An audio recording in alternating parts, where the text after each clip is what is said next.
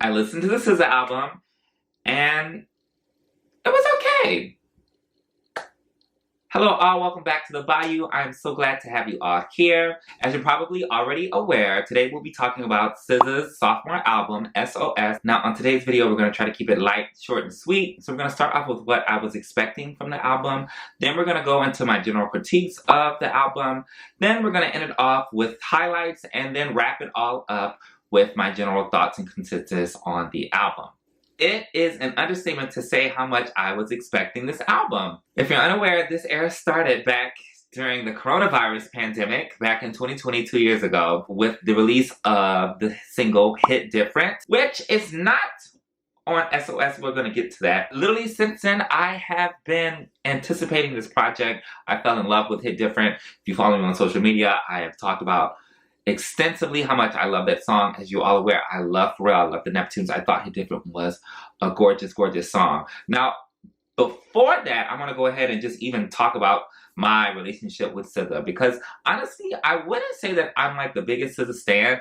In fact, I was very late to the SZA game. Control, which was released, I believe, in 2017. I listened to the album a whole year after it released, and upon listening to Control, I became completely infatuated with SZA as an artist and as a songwriter. What I really do love and appreciate about SZA as a songwriter is her atypical use of rhyme schemes and also her songwriting style. SZA has this knack for, and you know what, I also just want to preface this and say that I think that SZA is the songwriter of our generation. I truly believe that, and I wholeheartedly will defend that. SZA has a way of really diving deep into like the darkest human emotions and making the most beautiful songs out of them. SZA will take something that every human being has felt at their lowest and then make it into a pop song that is catchy, fun, and easy to sing along to.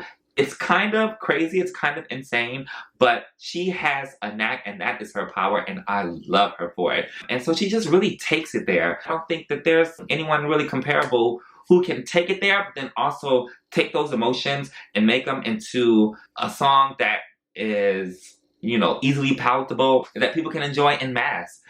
It's crazy, it's such a talent. Songwriting and songwriting topics aside, her ear for melody is just, it's the creme de la creme. It's the best of the best. SZA is really great at what she does. She displayed that exceptionally well on her debut album, Control. And that's when I fell in love with her and have been anticipating music from her ever since. I was particularly excited about this because I was like, finally, I'll be able to enjoy a SZA era as it's happening in real time, you know, not a whole year delayed. So whenever Hit Different came out and then after Good Days came out, I was just very excited for the era. I was just very excited for the album because those were two very, very, very strong singles. Now, here we are, 2 years later, and the album is just now coming out.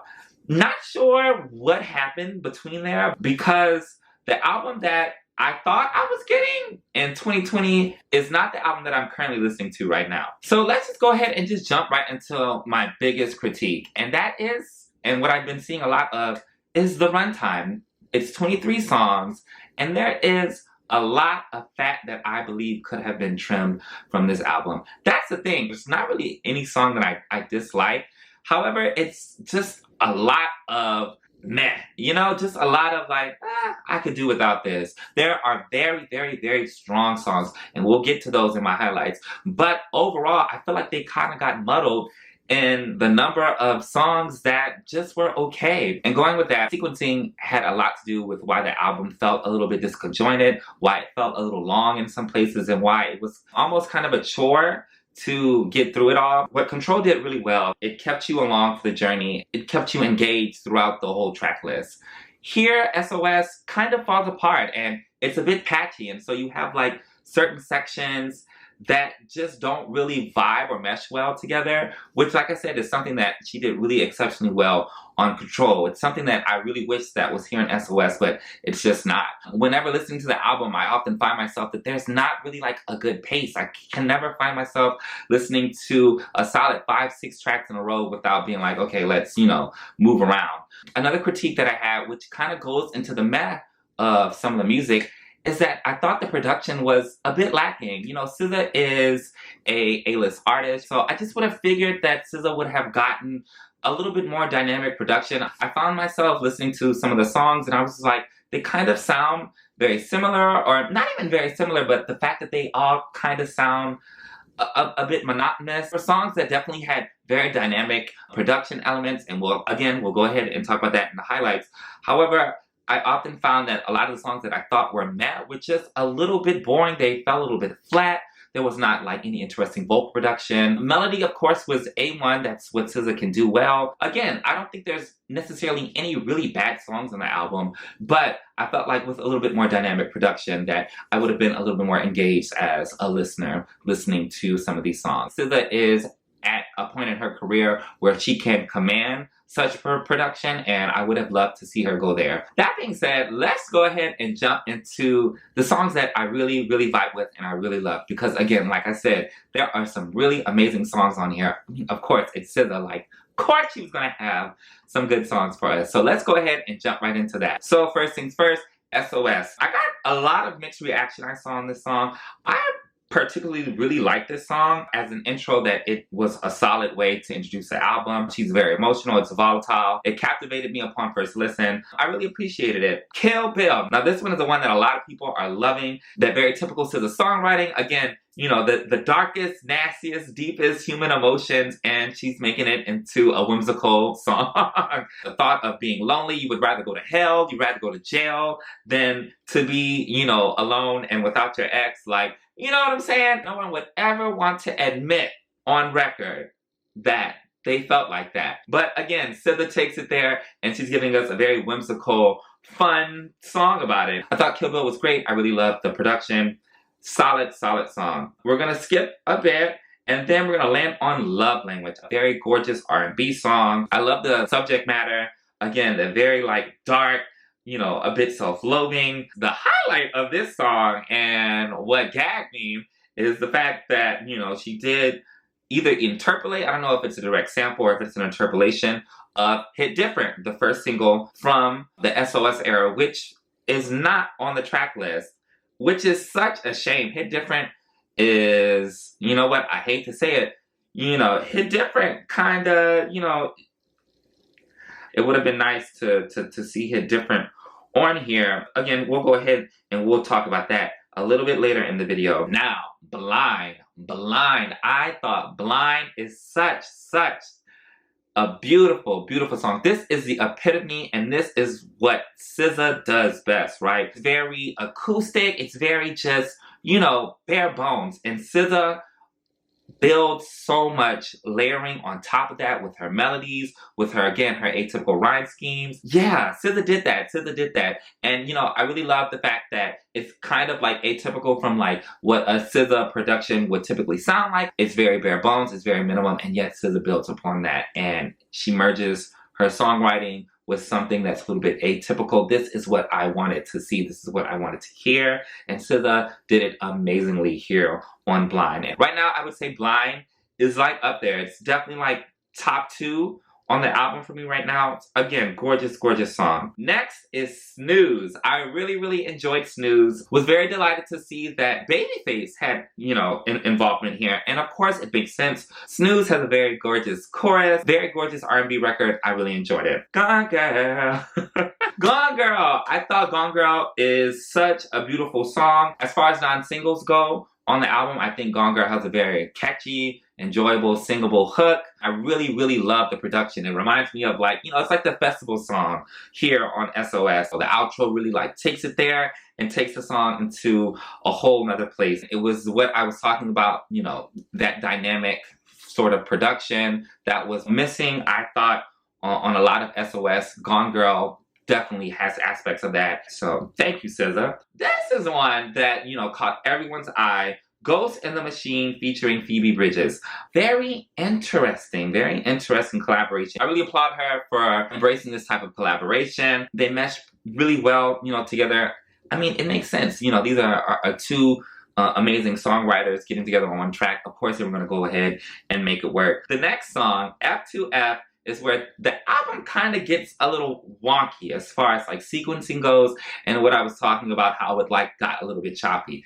That being said, F2F is a very fun song. It's a like pop grunge, you know, like Again, I'm telling you that if you haven't heard the album and you're listening to me now, and I'm telling you that there's a pop grunge song in the middle of a SZA record, yes, I'm not making that up. And it's good. It's a very solid song. What's interesting here, as you may not know, Lizzo is a co-writer on this, and I thought it was just so funny. Lizzo really took my sister Becky Lane and was like, girl, let's have a little fun. It's very catchy. It's very fun. I fucks with it. I do. That being said, following F2F, there's Nobody Gets Me, there's Special, you know, these are all songs that are like a little bit detached from like the general sound of the album. They're more pop focused, they're more rock focused. Whenever I was listening to the album, I'm not even gonna hold you, like it really just like took me away. Like I just was like, girl, what's going on?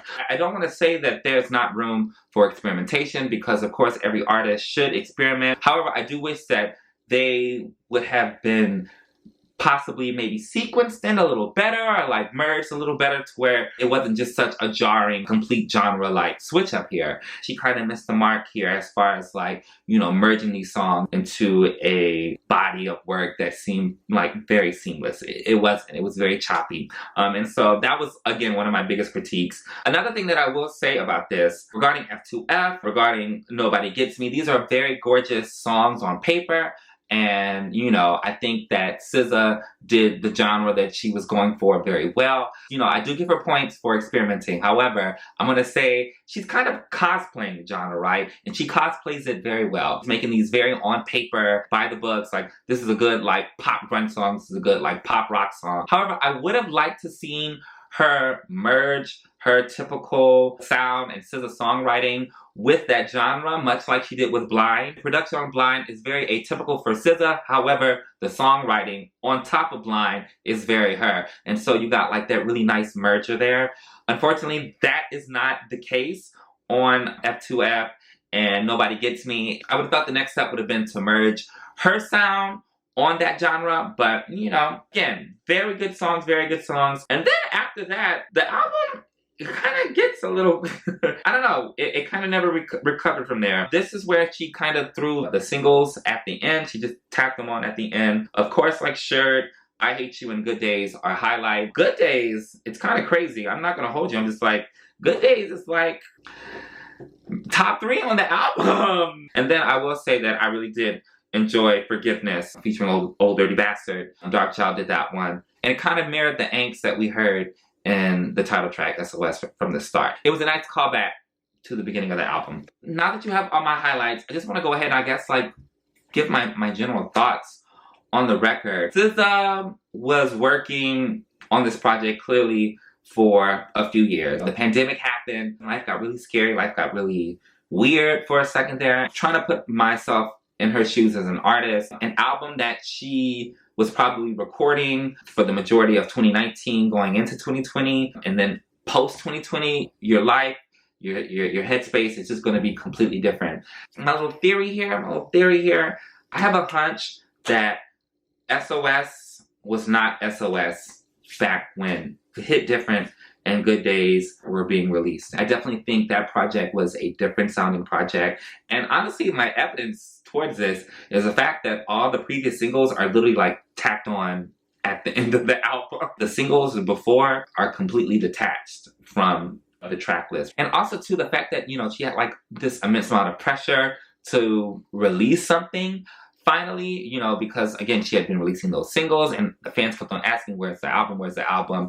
And so that complicated by the fact that her headspace was different, and so the original album was supposed to sound like versus like what she was trying to create, you know, currently. It made something that I'm sure could have been stronger had the circumstances been different. I would have loved to hear that original iteration of the project. I would have loved to see what her headspace was during that time before the pandemic, of course, like changed everything. And also, I just find it very interesting that, again, hit different. I keep on coming back to the song because that song like really captivated me upon first listen. And the fact that it just ended up being like a sample in, you know, another song is kind of crazy.